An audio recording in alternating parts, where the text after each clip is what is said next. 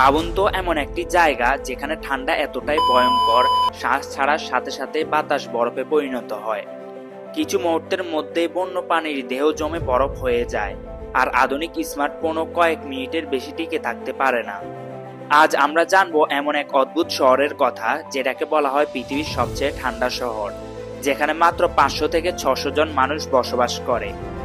কিন্তু প্রশ্ন হলো, এই ভয়ঙ্কর ঠান্ডায় তারা কিভাবে সার্ভাইভ করে, আর কি খেয়ে তারা বেঁচে থাকে, কেমন তাদের দৈনন্দিন জীবন। সব প্রশ্নের উত্তর জানতে ভিডিওটি না টেনে শেষ পর্যন্ত দেখুন। আর আপনি যদি আমাদের চ্যানেলে নতুন হয়ে থাকেন তাহলে এখনই সাবস্ক্রাইব করে পাশে থাকা বেল আইকনটি টিপে দিন। তাহলে চলুন বেশি দেরি না করে ভিডিওটি শুরু করা যাক।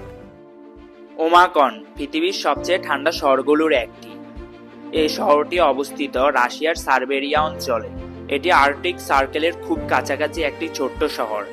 চারদিকে শুধু পাহাড়, তন্দ্রা আর বরফ। এই ছোট্ট শহরে বাস করে মাত্র 500 থেকে 600 জন মানুষ।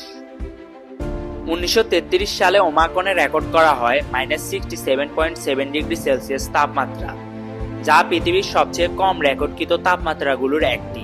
এখানে এত ঠান্ডা হওয়ার মূল কারণ হলো শহরটি একটি বালির মধ্যে অবস্থিত এবং এখানে সূর্যের আলো খুব কমই পৌঁছায়। এই স্থানে শীতকাল প্রায় 9 মাস পর্যন্ত স্থায়ী হয়, আর গ্রীষ্মকাল মাত্র কয়েক সপ্তাহ পর্যন্ত থাকে। এ শহরে কোনো ফল বা সবজি চাষ হয় না। মানুষ বেঁচে থাকে মূলত মাংস, মাছ এবং দুধজাত খাবার খেয়ে। এখানে নদী ও কুয়ো সবসময় বরফে ঢাকা থাকে, তাই গ্রামের মানুষরা বরফ গলিয়ে পানি ব্যবহার করে। ওমাকন স্কুলের ছাত্রছাত্রীদের ততক্ষণ পর্যন্ত ছুটি দেওয়া হয় না যতক্ষণ তাপমাত্রা -52 ডিগ্রি সেলসিয়াসের নিচে নেমে না যায়। এখানে গাড়ি একবার চালানো হলে ইঞ্জিন বন্ধ করা হয় না, কারণ একবার ইঞ্জিন বন্ধ হলে তা আর চালু নাও হতে পারে।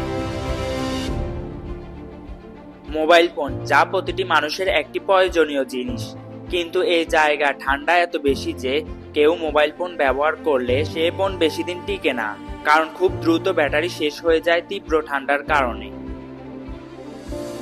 ওমাকন শব্দের অর্থ অজমাট পানি, কারণ এখানে এক সময় একটি উষ্ণ পানির ঝর্ণা ছিল যেখান থেকে মানুষ পানি সংগ্রহ করত, কিন্তু আজ সে জায়গাও বরফের রাজ্যে বন্দী।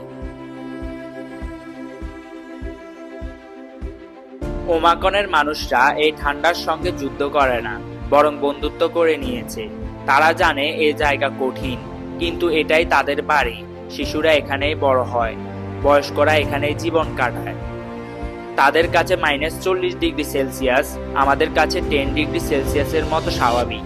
তাদের কাছে এই ঠান্ডা আর কষ্ট নয়, বরং এটি তাদের স্বাভাবিক জীবন।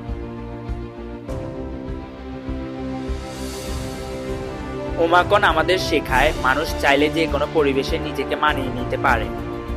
আপনি কি এই ঠান্ডা শহরে একদিন থাকতে পারবেন? কমেন্টে জানাতে ভুলবেন না। ভিডিওটি ভালো লাগলে একটা লাইক দিন, আর বন্ধুদের সাথে শেয়ার করতে ভুলবেন না। দেখা হবে পরের ভিডিওতে। ততক্ষণ থাকুন ভালো, সুস্থ আর নিরাপদ।